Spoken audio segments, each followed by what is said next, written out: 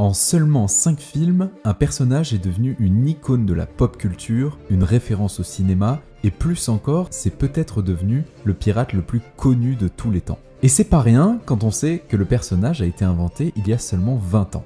Avant de commencer cette vidéo, je vous invite à vous abonner à la chaîne. Je vous invite aussi à activer la petite cloche, c'est super important. Et il est temps pour moi de vous raconter l'histoire du pirate le plus excentrique et populaire du cinéma, j'ai nommé Jack Sparrow.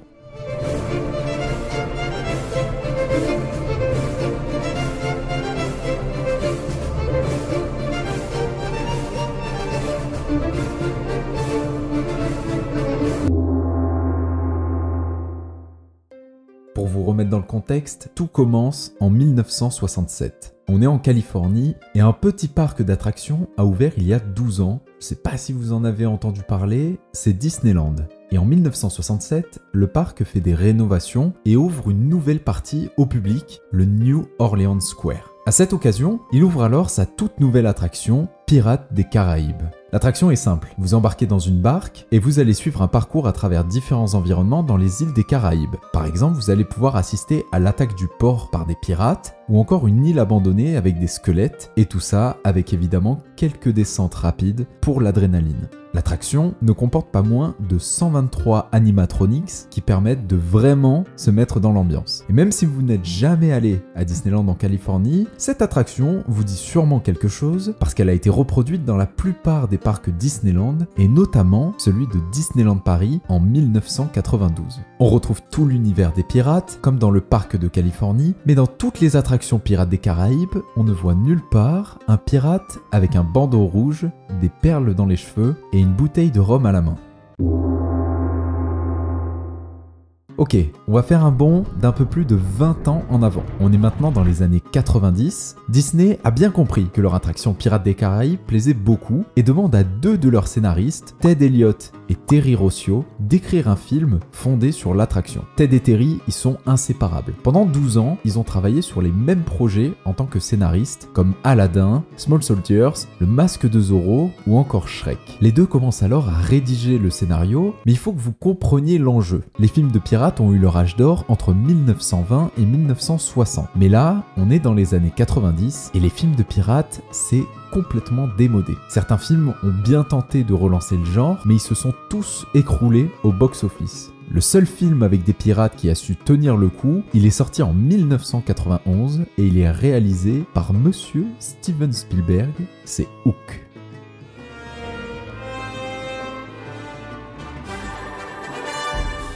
Qui c'est ça, capitaine? C'est Peter Pan. Cela fait déjà 3 jours. C'est donc vrai, Peter. Le temps passe vite, il vole. Et toi aussi, je vois. D'ailleurs, dans les années 90 toujours, Steven Spielberg avait réussi à mettre la main sur l'un des premiers scénarios de Pirates des Caraïbes et avait voulu réaliser le film avec Bill Murray, Steve Martin ou Robin Williams dans le rôle du capitaine Jack Sparrow. Mais Disney n'était pas prêt à lui laisser le projet et ils ont donc refusé. Donc les films de pirates sont plus du tout populaires, alors pour rajeunir le genre, Ted et Terry ont l'idée de donner un côté fantastique au film, comme par exemple représenter des monstres marins, des îles imaginaires ou encore des malédictions. Et puis, pour avoir une histoire forte, il nous faut des personnages forts. Les scénaristes imaginent donc un personnage principal qui s'appelle Jack Will Turner.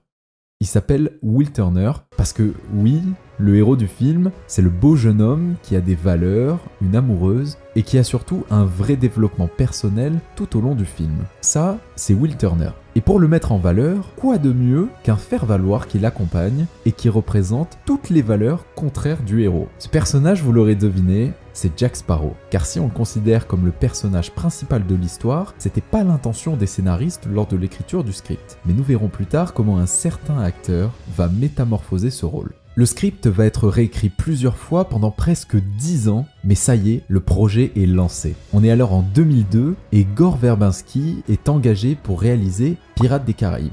Pour resituer le personnage, Gore Verbinski, il n'a réalisé que 3 films en 2002 et seul son dernier est vraiment resté dans les mémoires, c'est la version américaine de The Ring.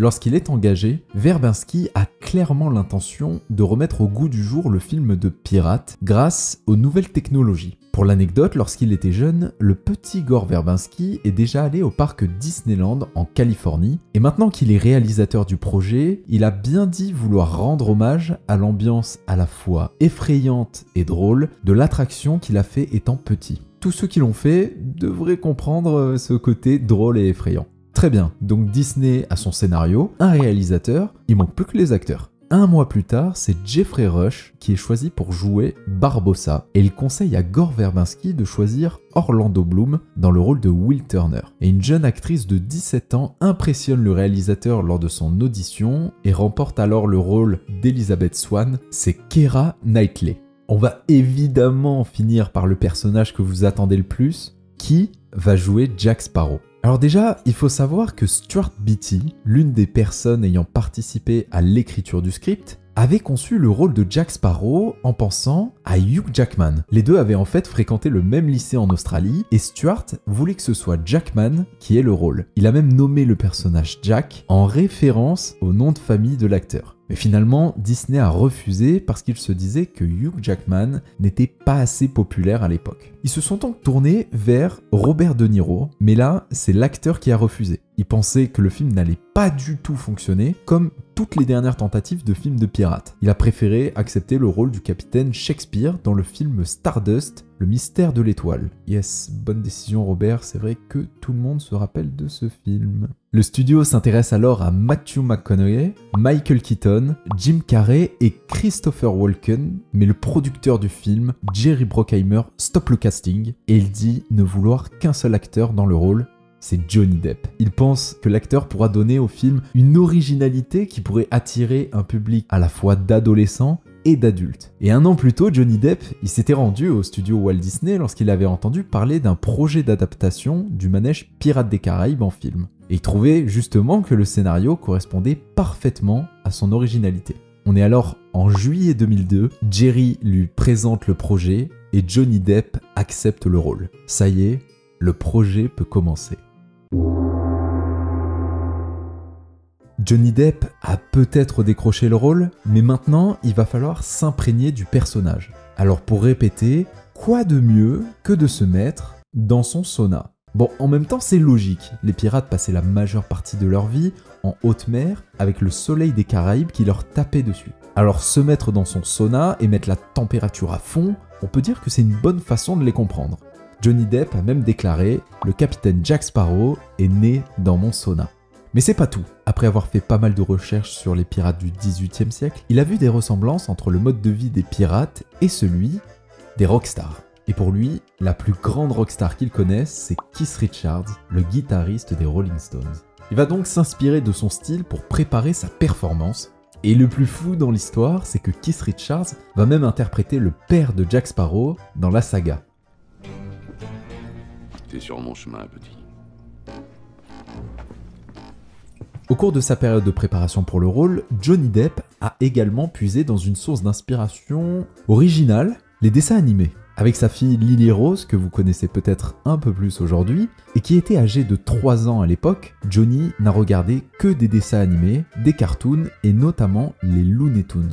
Il va alors s'inspirer d'un personnage de la bande en particulier, Pépé le putois. Pépé, c'est le personnage décontracté et confiant qui est toujours à la recherche du grand amour. Mais vu qu'il insiste comme un forceur et qu'il a une odeur repoussante, il se prend que des stops. Vous voyez peut-être le lien avec Jack Sparrow. Ok, donc Johnny a sa formule magique, une star du rock et un personnage de dessin animé, et paf, ça fait Jack Sparrow. Mais ça, c'est pour la façon de jouer. Pour son style, il va falloir revoir tout ça parce que le premier concept ressemblait à ça. Ok, donc déjà, Johnny va demander à ajouter des dreadlocks pour une ambiance plus rock. Ensuite, il va se mettre des objets dans les cheveux, comme des perles et des souvenirs. Tout comme Keith Richards faisait en collectionnant ses objets de voyage, Jack Sparrow garderait sur lui des objets qui l'ont marqué toute sa vie. Et puis, Jack est un pirate, il n'a pas une dentition parfaite, mais surtout, il a des dents en or. Et pour l'anecdote, Johnny Depp en a en fait posé 2 pour le film, mais il les a pas retirés à la fin du tournage, et le pire, c'est qu'il les a gardés pour tourner toutes les suites. Ok, on lui rajoute du col autour des yeux, une barbichette à 2 tresses et des tatouages de pirates, et on est bon. Ah, et dernière chose qui ne se voit pas à l'écran, Johnny Depp porte aussi des lentilles de contact avec protection UV pour ne pas plisser les yeux comme l'aurait fait un vrai pirate. Et voilà comment Jack Sparrow est passé de ça à ça. Ça y est, le personnage a trouvé son look. Le tournage peut commencer. Alors évidemment, le jeu et le style de Johnny Depp surprennent toute l'équipe du film, et ça a aussi surpris les dirigeants de Disney, mais pas en bien. Michael Eisner, le PDG de Disney à ce moment-là, a même dit que Johnny Depp était en train de ruiner le film. Chez Disney, on commence à se dire qu'il faudrait changer d'acteur. Johnny Depp leur lance alors un ultimatum, c'est soit ils lui font confiance, soit ils quittent le projet. Bon, je pense que vous le savez, mais même s'ils lui faisaient pas trop confiance, ils ont quand même gardé Johnny Depp. Le tournage se termine en mars 2003 et 3 mois plus tard, le film fait sa première mondiale dans un lieu symbolique, au parc Disneyland de Californie, là où tout a commencé. Le film Pirates des Caraïbes, La Malédiction du Black Pearl, sort au cinéma le 22 juillet 2003.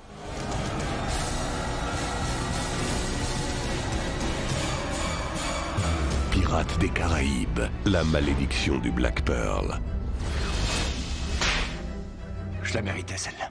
À ce moment-là, personne n'y croit encore. Le film de pirate est complètement démodé, on parle d'un film qui est basé sur une attraction, et en plus pour un Disney, il est interdit aux moins de 13 ans aux États-Unis. Et pourtant, le film reçoit un très bon accueil critique et public, et il engrange un peu plus de 650 millions de dollars au box-office mondial. Le pari est gagnant pour Disney, qui ne croyait pas énormément au projet, et surtout qui critiquait Johnny Depp dans son interprétation. Finalement, Johnny a bien fait de s'investir autant, puisqu'en 2004, sa performance est saluée par les critiques de cinéma, et il est nominé pour la première fois de sa carrière en tant que meilleur acteur dans un rôle principal aux Oscars. Finalement, c'est Sean Penn qui remporte l'Oscar, mais belle réussite, je tiens quand même à le souligner après toutes les critiques qu'il a reçues de la part de Disney. Et Disney, en voyant le succès aussi bien critique que commercial de Pirates des Caraïbes, se disent « Et pourquoi pas en faire une trilogie ?» Pour réaliser la trilogie, Disney continue de faire confiance à Gore Verbinski et lui donne même plus de budget pour les suites. Le premier film avait 140 millions de dollars de budget, mais donnez-lui 225 millions pour le deuxième. Puis tant qu'à faire, allez jusqu'à 300 millions pour le troisième. Mais bon, déjà, on va s'attarder sur la première suite, j'ai nommé Pirates des Caraïbes, le secret du coffre maudit. Ah, ils aiment bien les malédictions. Au scénario, on retrouve notre duo Ted et Terry, qui ne doivent pas juste faire une suite sur un film, mais prévoir un scénario sur 2 films. Pour ça, ils introduisent de nouveaux enjeux et personnages, avec notamment l'arrivée de Davy Jones, du Hollandais volant, et du Kraken. Et évidemment, notre trio d'acteurs revient, Orlando Bloom, Keira Knightley et Johnny Depp qui reprend son rôle de Jack Sparrow. Le tournage a lieu en 2005 et le film fait sa première mondiale en juin 2006. Et encore une fois, c'est au parc Disneyland de Californie qui cette fois-ci veut fêter le coup puisqu'ils ont mis à jour leur attraction en rajoutant notamment Jack Sparrow en animatronics. Le film Pirates des Caraïbes, le secret du coffre maudit sort au cinéma le 6 juillet 2006. The chest of Davy Jones. What is in the chest?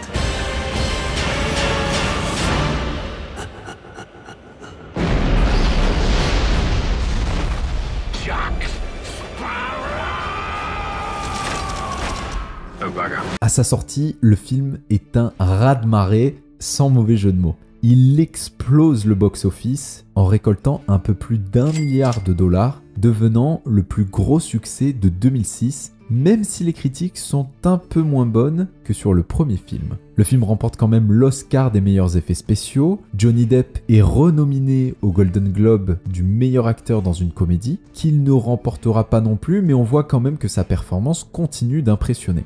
Le personnage de Jack Sparrow est né il y a seulement 3 ans et pourtant il commence à devenir très populaire. Beaucoup disent qu'il porte le film et que c'est grâce à lui que c'est un aussi gros succès. Et tout ça, bien sûr, c'est que des bonnes nouvelles pour la production du 3e film qui enchaîne directement. Le 2e film est sorti au cinéma en juillet 2006 et le 3e film commence son tournage 1 mois après, en août 2006. Même recette, on garde Gore Verbinski, Ted et Terry et notre trio d'acteurs. Et comme je vous l'ai dit plus tôt, Disney explose même le budget qui s'élève à 300 millions de dollars. C'est simple, en 2007, c'est le film le plus cher de tous les temps. Le tournage se poursuit jusqu'en décembre 2007 et vu que Disney veulent que les deux films sortent le plus vite possible, la post-production, c'est-à-dire le montage, les effets spéciaux, le mixage ou encore l'étalonnage, ne dure que 10 semaines. Le réalisateur Gore Verbinski raconte même avoir très peu dormi et il est carrément passé en surpoids pendant ce rush. Le film a droit à sa première mondiale, je vous laisse deviner,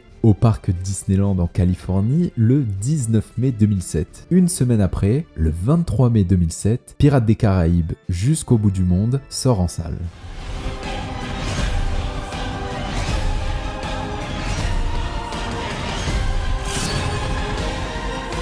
Vous avez perdu la tête. Évidemment, c'est ce qui me permet de faire ça.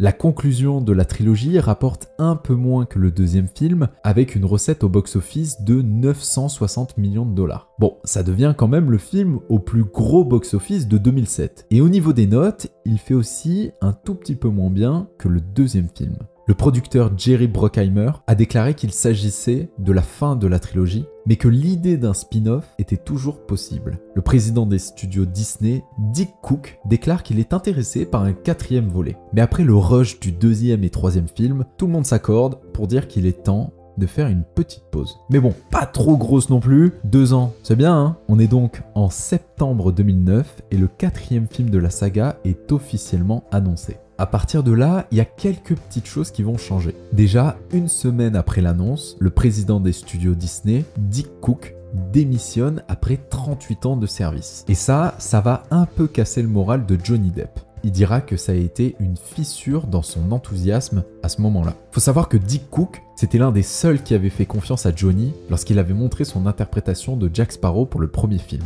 C'est quelqu'un qui l'a suivi sur la trilogie et qui défendait très souvent Johnny Depp. Au niveau de la réalisation, le producteur Jerry Bruckheimer veut que ce soit à nouveau Gore Verbinski. Mais le problème, c'est qu'il est déjà sur un autre film à ce moment-là, Rango.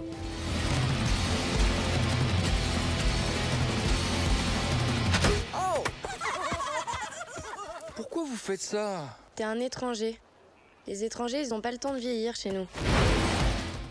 Verbinski n'est donc pas disponible pour réaliser le 4e film de la saga, et Bruckheimer se tourne donc vers un autre réalisateur qu'il appréciait, Rob Marshall. Alors pour situer le personnage, il n'a tourné que 3 petits films, et Bruckheimer veut donc lui donner les clés pour faire un premier vrai grand film. Au scénario, on retrouve toujours notre duo Ted et Terry, qui vont se baser sur le livre On Stranger Tides de Tim Powers. Ce livre parle de magie noire, du pirate Barbe Noire et de la fontaine de Jouvence. Au casting, là aussi, on commence à remarquer des départs, avec notamment Orlando Bloom et Keira Knightley qui quittent l'aventure. Mais comme on l'a dit plus tôt, Johnny Depp est de retour dans le rôle de Jack Sparrow. Pour vous montrer l'importance du personnage, Disney a annoncé que l'acteur recevrait 55 millions de dollars pour son rôle, réalisant que sans lui, la franchise serait morte et enterrée. Johnny Depp ne voulait reprendre le rôle que si le scénario était bon, et pour s'en assurer, il a été très impliqué dans l'écriture du scénario en faisant fréquemment des ateliers avec Ted et Terry. Au casting, on a aussi de nouveaux membres, avec notamment Ian McShane qui interprétera Barbe Noire et Penelope Cruz qui sera Angelica. On retrouve aussi Jeffrey Rush dans le rôle de Barbossa et Kevin McNally dans le rôle de Gibbs. Le tournage débute alors en juin 2010 et se termine 5 mois plus tard. Et après l'énorme budget des 2e et 3e films, Disney souhaite réduire les coûts sur ce nouveau film. Le truc, c'est que pour ce nouvel épisode, les équipes de tournage ont utilisé des caméras 3D comme celles utilisées pour le film Avatar, et ils ont travaillé avec 10 sociétés pour faire les effets visuels du film. Et pour un film qui voulait faire des économies, finalement son budget a explosé pour atteindre 379 millions de dollars, et il est devenu, tout comme le 3e épisode de la saga, le nouveau film le plus cher de tous les temps en 2011. Le film fait sa première mondiale, gros suspense, au parc Disneyland de Californie évidemment, en mai 2011. Une semaine après, le 20 mai 2011, Pirates des Caraïbes, la fontaine de Jouvence sort en salle. À quoi joues-tu, Jack? Je tiens à t'avertir qu'on s'empare de ce navire. Je le prends pas mal. Je crois qu'il vaudrait mieux pour toi que tu... Ne t'en mêle pas. La recette Pirates des Caraïbes prend toujours, puisque le film engrange un peu plus d'1 milliard de dollars, juste un peu moins que le deuxième opus. Mais les critiques sont encore moins bonnes que les films précédents. Est-ce que ça va stopper Disney pour produire un autre film? Pas du tout! Surtout avec une recette à 1 milliard de dollars, mais pourquoi s'arrêter là? La production du prochain film commence même avant la sortie du 4e opus, mais cette fois-ci, notre duo Ted et Terry se sépare, et seul Terry reste pour écrire le scénario. Sauf que Disney, ils aiment plus trop ce que propose Terry. Ils embauchent donc Jeff Nathanson pour écrire le scénario. Ils rappellent Rob Marshall pour réaliser le film, mais il est déjà sur un autre projet, Into the Woods. Bon, du coup, ils ont rappelé Gore Verbinski, le réalisateur des 3 premiers films, qui leur a juste répondu « Il n'y a aucune raison autre que financière pour travailler sur ce film ». Super ambiance, finalement Disney a proposé le projet à plusieurs autres réalisateurs et finalement ils se sont tournés vers le duo de réalisateurs norvégiens Joachim Ronning et Espen Sandberg. Le duo a déjà travaillé sur un film qui se passe en mer et ils savent travailler avec un budget limité. Parfait, ça correspond aux critères de Disney. Les réalisateurs se sont inspirés du premier film, La Malédiction du Black Pearl, et voulaient explorer plus en profondeur les racines de Jack Sparrow. Parce que oui, Johnny Depp reprend encore une fois son rôle, tant que le personnage serait toujours populaire auprès du public. Bon, peut-être aussi parce que Disney lui donnerait un salaire de 90 millions de dollars. À titre de comparaison, c'est presque autant que le budget entier pour le film Oppenheimer. Mais le rôle de Johnny a quand même été remis en question par Disney parce que leur film The Lone Ranger, sorti en 2013 et avec Johnny Depp en tête d'affiche, a été l'un des pires échecs de Disney. Johnny Depp pense que ce 5e volet sera le dernier de la saga et il participe aussi à l'écriture du scénario afin de donner la meilleure fin possible. Au casting, Penelope Cruz n'a pas été rappelée pour le 5e film, mais ils ont préféré rappeler son mari. On retrouve donc Javier Bardem dans le rôle de Salazar. Et petite surprise, on a même droit au retour d'Orlando Bloom et de Keira Knightley dans le film.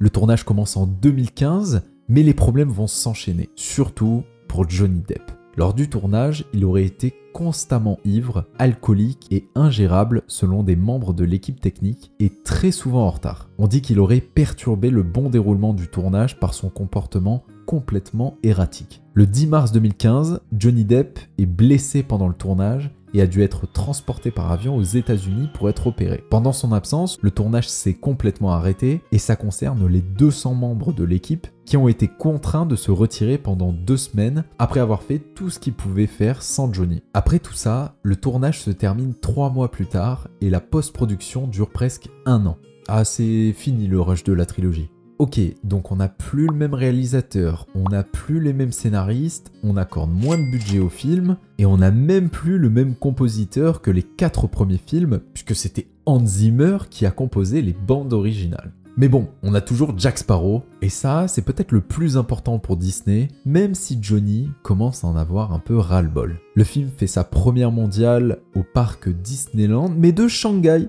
Cette fois-ci, petite folie. Et ça se passe en mai 2017. 2 semaines plus tard, le 24 mai 2017, Pirates des Caraïbes, La Vengeance de Salazar sort en salle. Tu ne dois pas t'amuser tous les jours. Il paiera pour ce qu'il m'a fait.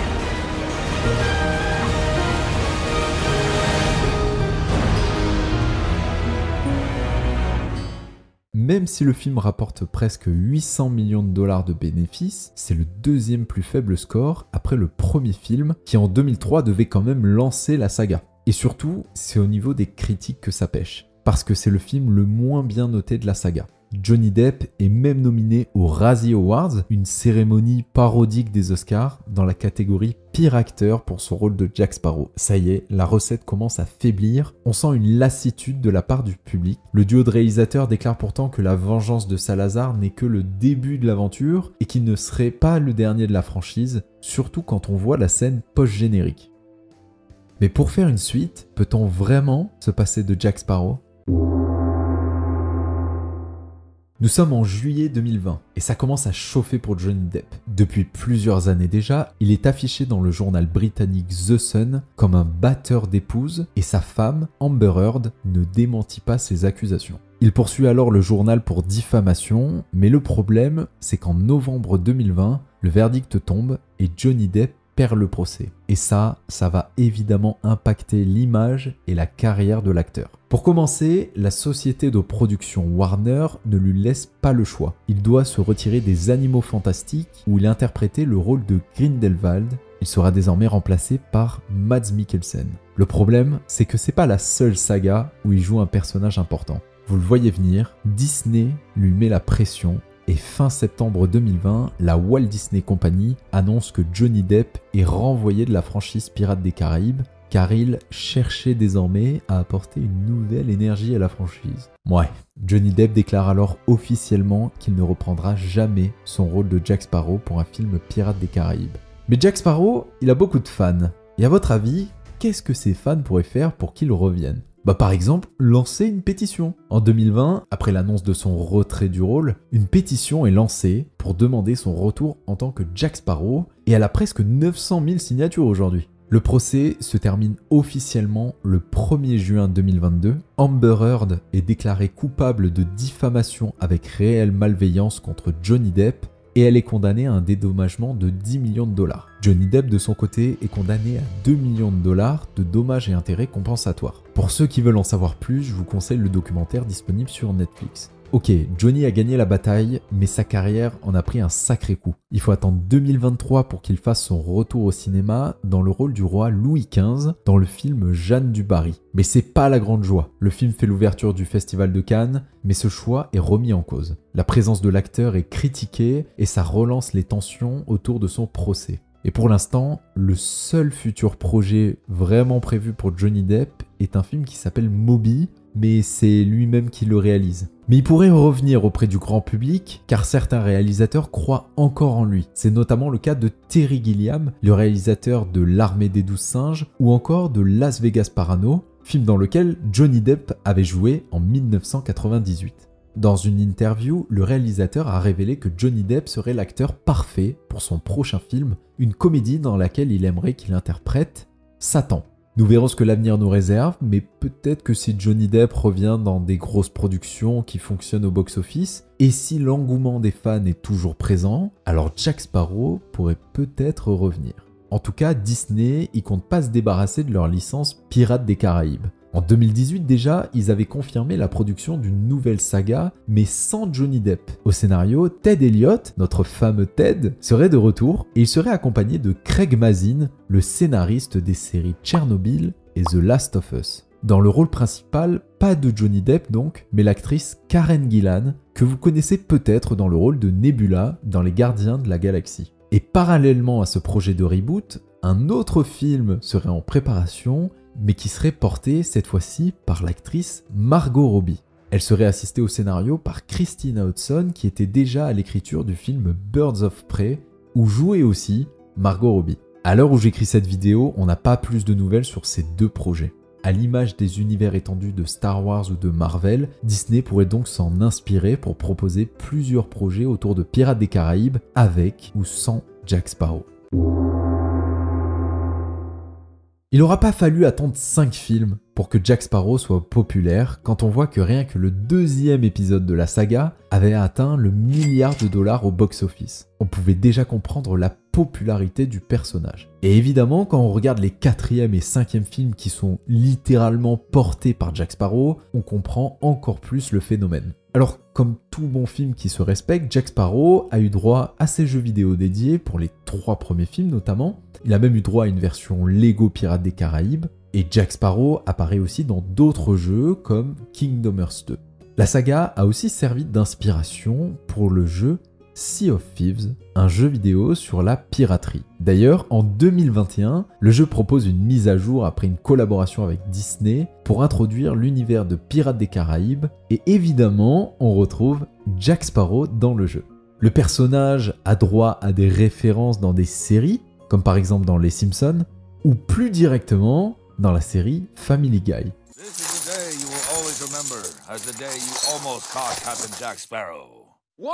Jack Sparrow, c'est aussi l'un des personnages qui a le plus de sosies officiels. Ah mais il en a littéralement dans tous les pays. Mais on la fait pas aux fans. Il n'y a qu'un seul vrai Jack Sparrow. Et pour les plus chanceux d'entre eux, ils ont pu le voir dans l'attraction originale du parc Disneyland en Californie.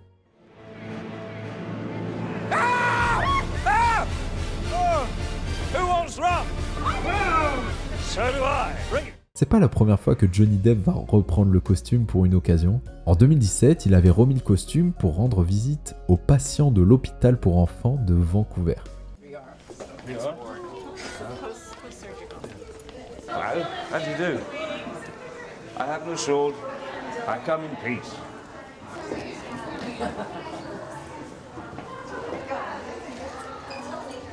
C'est pas étonnant de voir la joie des enfants en voyant Jack Sparrow quand on sait qu'il est désigné comme l'un des plus grands personnages de cinéma de tous les temps selon de nombreux sondages. Il est aussi considéré comme le seul élément des films Pirates des Caraïbes qui restera intemporel.